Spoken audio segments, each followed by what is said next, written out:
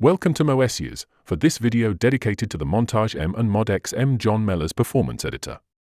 In this video, I'm going to explain the differences, because that's surely the question you're asking yourself, since you have ESP, which is free and comes with your MODX M or Montage M from Yamaha. Is it worth it? And what does John Melas Performance Editor offer you? Just before we start, I invite you to click on the thumbs up if you like the video content, and click on the boost button to highlight this video in YouTube suggestions. The first thing we'll look at is how to get connected. We're connected through USB using the USB to host port here on the MODX M. Since I'm using the MODX M version, it'll work exactly in the same way on the Montage M version. Let's go to Utility, Settings, then MIDI I/O, and of course you need set USB to connect to John Melas Performance Editor. What are the differences with expanded soft synth plugin? Here we have an editor, which means it's software, not a VST instrument, and there are no sounds inside it. It's available for Mac and Windows. Even if it works as standalone, it can't run without the MODX M or Montage M connection. That's the first major difference. The Performance Editor allows you to edit the MODX M or Montage M content. ESP contains all the sounds engines, arpeggios, and you can play it independently with a keyboard, for example, like I do on stage with my Arpeggio keylab. Do you need to be connected to internet for John Melas Performance Editor using, and all the other tools as well, like the Live Set Editor? Absolutely not. The only time you need to be connected is to activate your license. You'll receive your username and license number by email once you've purchased the software, and you'll need to register. It's in the Help section. You will find the register in that menu. Obviously, it's no longer there for me since I've already activated it. A great advantage for the Performance Editor, you don't need to be connected to the internet to use it. You go to Rehearsal, you have a small edit to make between two songs, you can open your Performance Editor and quickly make the changes. You can also open the Live Set Editor and make adjustments to the live set if you need, right before the concert. What we saw in my ESP videos, I've made quite a few of them, was to explain how it works. You can edit all what you need in ESP, and then it's done. You need to sync your editing with the Montage M or the MODX M connected. Not here. Everything I'm going to do on the Performance Editor apply directly. Watch, I'm adjusting the volume here, and you'll see in the screenshot below, boom, it changes. Everything you are editing is in real time. The reverse doesn't necessarily work for the part volume. Here, the volume controls aren't directly accessible, but no problem, don't worry. You make a quick receive, and it's syncing. There you go, it's very fast. It works well on the element, operator, and oscillator levels. On the other hand, if I use my assignable knobs, you see, it moves up there. If I use my super knob, it moves my assignable knobs too. Obviously, this video was recorded before the official Performance Editor release on a beta version. It can have some differences with the final version. All you done on the Performance Editor directly apply inside your MODX M or Montage M in real time. That's the big difference from ESP, since with ESP you had to edit everything inside it first and then sync it. The software layout hasn't changed. For those who are familiar with it, we're still on the same layout, where you can see your performance here. You can make your selection by clicking here. There you go, you can access to them. And here, you can see all my performances names, presets, user and library. But of course, the first time you use it, the Performance Editor doesn't know what is your MODX M or Montage M content. For user performances, there are two options. Go to Setup. The first thing to do is to enable Auto Connect, so it connects automatically. There you go, it found my MODX M right away. And then you need to sync. You can sync online by selecting this option. I'll quickly demonstrate it for you, just to show how long it takes. Don't forget to subscribe, and click on the bell icon to get notified when I release a new video. And if you want some guidance on getting started, or to deepen your knowledge of using your Yamaha Synthesizer or stage keyboard, you can ask me for a Moessieurs Master Class. It's online through Zoom. What I'm offering isn't just features explanation, it's a working method to optimize your instrument using complete with all the tips I use, both on stage and in the studio. You'll find all the contact information in the video description.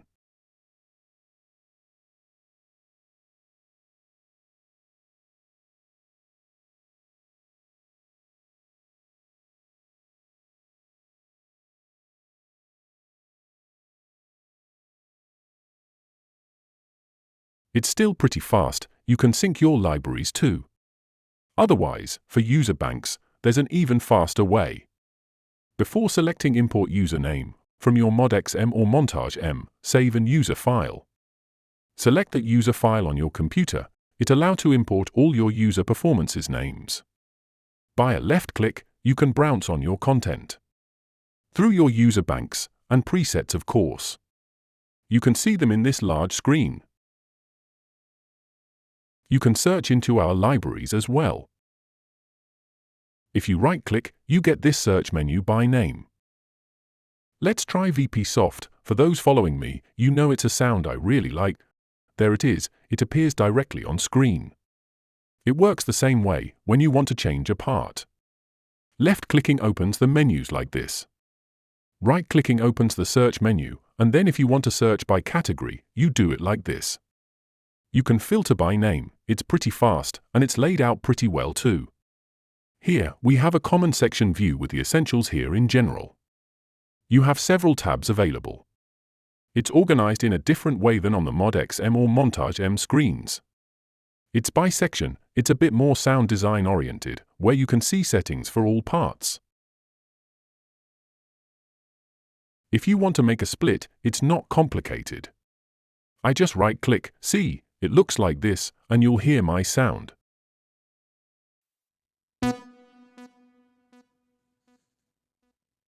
And there it is, the split is done.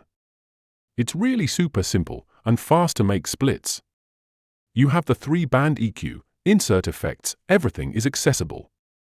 On the right screen part, you have this general menus. I'll just give a really quick overview. We're not going to go through everything. The master EQ, controls, super knob, AD input here, scene memory with a nice view. And then the zones as well. When you want to edit a part, click here, the AWM2 engine opens up, you can edit all the elements. Let's switch to the element fader management here. You have element level control via the faders.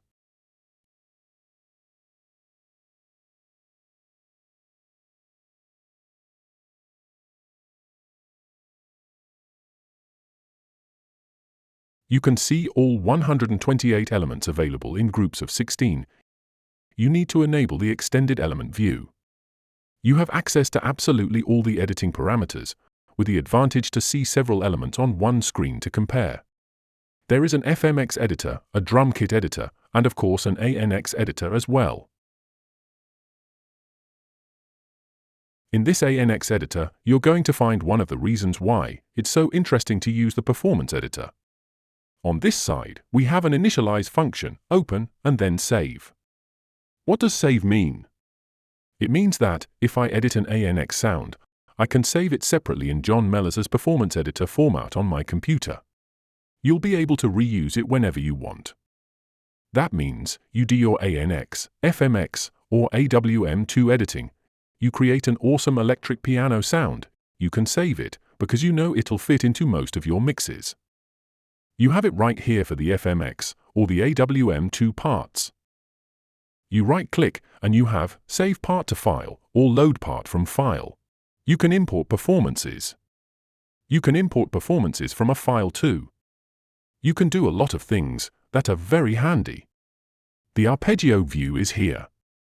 It's pretty well designed with the 8 variations, modes, grooves, ranges, and so on. Find the same view with Arpeggio search by category or by name. Let's try this name, up. You'll see classic arpeggios, up octaves 1, 2, 3, and 4 as example. That's the kind of thing you can easily find here.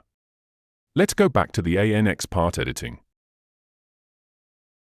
If you need the same envelope for the filter as for the amplitude, made copy, then paste. There you go. It's that simple and available for all envelopes. To copy an oscillator, it's in this menu. You can copy a complete oscillator. Let's set the square wave on it. Adjusting the fine tune here.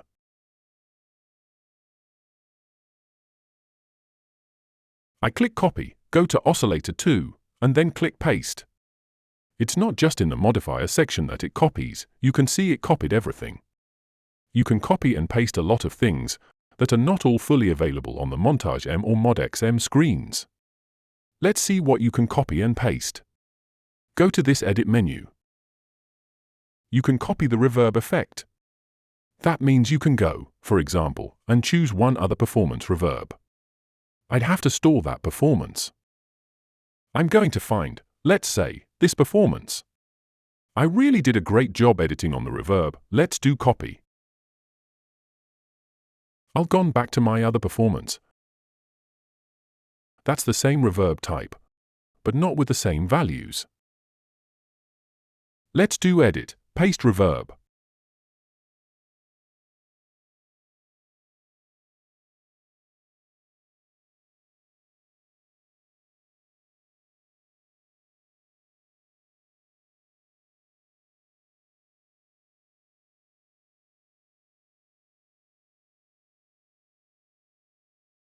You saw that the timing shifted. You can copy and paste reverb variation effects individually. Master FX, all the effects at once, the Master EQ too. The controls,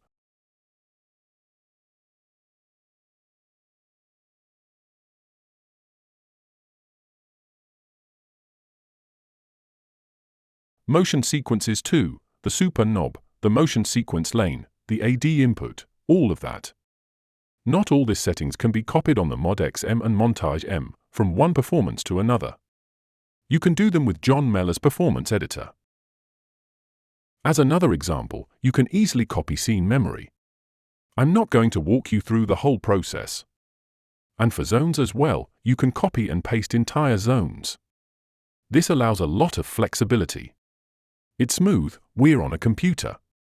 From one performance to another, it takes a little while because there's quite a bit of specific data to copy. It's not the software that is slow. Thanks to John Melas for letting me test this beta version of the MODX M and Montage M Performance Editor. It just takes a little time to get in hand because the view isn't quite the same as here. It's more of a sound design view. By the way, as a little anecdote, I asked John this question. Why does Unison have the mono or polyphonic option for editing ANX parts in that section? Normally mono poly is on OSC tune section. It's tied to sound design. With Unison, it's a basic point to know if the part is mono or poly. You have small arrangements like that, more sound design oriented, than what you have in the screens here, which are structured and organized in a certain another way. Here, you'll find the themes in a different way, but grouped together, which makes it easier to make comparisons.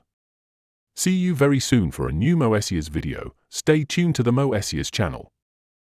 That's video ending. I hope you enjoyed it.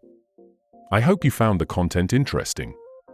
Feel free to click on like, and I also invite you to click on the boost button to highlight this video in YouTube suggestions. As official Yamaha expert and specialist, if you want to learn more quickly how to use or take in hand your Montage M, MODX M, ESP, Camelot Pro, or any of the Yamaha synthesizers and stage keyboards that I use, or also Cubase MIDI and audio recording with them, you can request an online masterclass with me. You choose your session topic, and you can download your session video to watch it as many times as you need. If you are a Moessieurs YouTube community member, you will get 15 minutes extra time for each session. How to become a member? Just sign up on YouTube. It's a monthly subscription of €3, and you'll get more than just the 15 minutes extra time. You'll get to see all my videos in preview, without ads, almost 1 month in advance, as well as my private videos without ads too. Don't hesitate to join the Moessieurs YouTube community. See you soon for a new Moessieurs video.